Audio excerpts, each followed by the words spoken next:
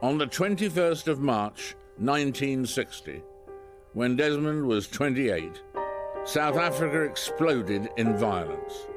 Police shot down unarmed protesters in what became known as the Sharpeville Massacre. I was in my final year at theological college. I was already going to be ordained at the end of that year. 69 people were killed, and most of them were shot in the back as they were running away, protesting against the past laws. I remember it as a moment when you realized that black life was cheap. It was an awful time, where you were aware that for most white South Africans, we were human, but, kind of.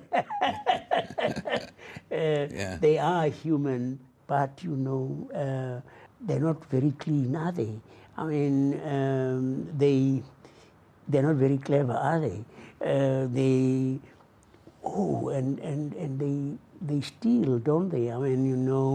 You can't leave anything that you think is valuable when they are around. You'll use the main entrance if you're white. You went into a post office, you had to use separate entrances.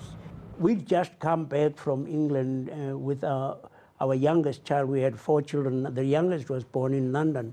And she saw some children playing on swings and so on. And she said, I want to go and play. And we had to say, no, sweetheart, you can't.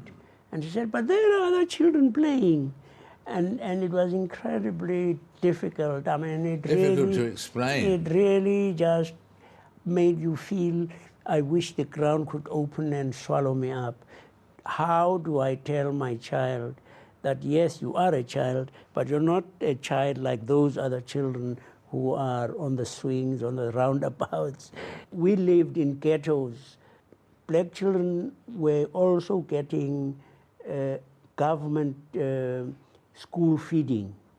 When Favot took over, he stopped it because he said, and this was his reasoning, we can't feed all of these children, so we are not going to feed some.